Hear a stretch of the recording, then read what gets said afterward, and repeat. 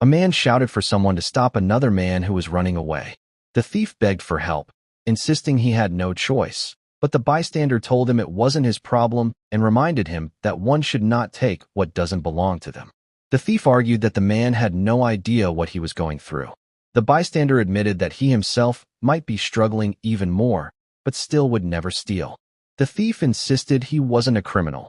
He only needed the money because his young son was in the hospital and he couldn't afford the medicine. When an officer approached to ask what was happening, the thief pleaded desperately not to be sent to jail, explaining that he had no one to care for his son. The bystander then told the officer that nothing serious had happened, claiming they were only joking around as cousins. The officer accepted the explanation and left. Grateful for the kindness, the thief thanked the man repeatedly for giving him a second chance. The stranger warned him not to waste it. After making sure the man was all right, he offered him a reward, but the stranger refused. However, the man insisted, saying he owed him far more. The stranger told him to pay him back later because he had to leave.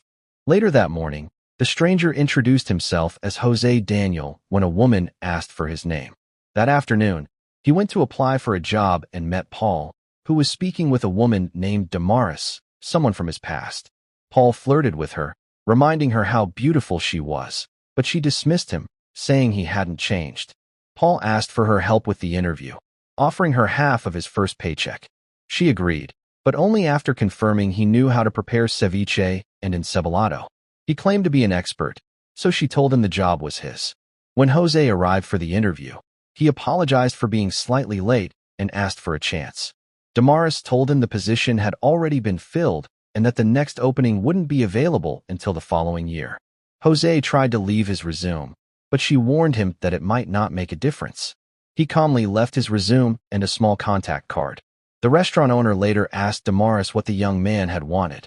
Damaris explained that he had merely left a contact card and that she had already given the job to Paul. The owner disagreed, saying Jose had been the most qualified applicant she had seen. After witnessing Paul's behavior, she became even more certain. She immediately ordered Damaris to call Jose and offer him a job, even if it meant creating a new position. She said she owed him a favor. When Jose returned, he confidently mentioned that he assumed they had reviewed his background and qualifications. Instead, he was informed that the available position was that of a janitor. Although shocked, Jose accepted the job because he desperately needed work. The owner instructed him to begin cleaning the kitchen. Later, the owner asked Paul to prepare 2 specific ceviche samples, one with stabilized tiger's milk and another with a Nikkei cut, for an upcoming visit from a famous food critic. Paul pretended to understand, though he was completely lost. That evening, Jose ran into Alejandra, the woman he had helped earlier, now revealed to be the restaurant owner and executive chef. She was surprised to see him working as a janitor and asked why he hadn't insisted on a cooking position. He explained that he needed any job he could get, and his student loans wouldn't wait. She admired his humility and told him that someday she wanted him to show her his cooking skills. Later that night, Jose stayed behind to clean, insisting that a kitchen should always be spotless. When Paul found him using some of the chef's tools, he accused Jose of overstepping and threatened to report him. Jose apologized and stepped away as Paul continued preparing the dishes. The next morning, chaos broke out when the critic arrived earlier than expected. Paul began presenting the dish, but the critic immediately criticized it, saying it looked like something made by an inexperienced apprentice. Paul tried to argue, but the critic dismissed him. Alejandra then presented the second dish, Jose's dish, which Paul had tried to discard.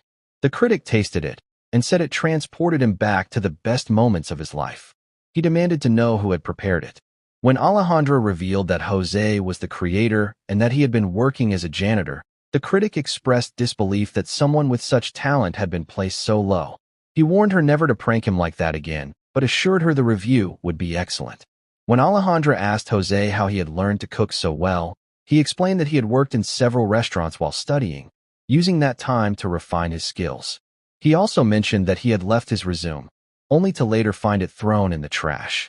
Alejandra immediately realized what had happened and, furious, fired both Damaris and Paul for their dishonesty and negligence.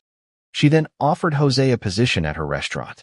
He gratefully accepted, saying she had saved him twice, first with the job, and now with the opportunity to prove himself. She said she hoped they could get to know each other better.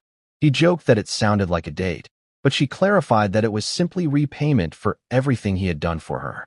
Still, Jose gladly accepted. Later, the man Jose had once saved returned, nervously asking for a job despite his past. Jose encouraged Alejandra to give him a chance. She hesitated but eventually agreed. The man promised he would never disappoint her and that he had truly changed. She told him that actions spoke louder than words. He thanked her sincerely.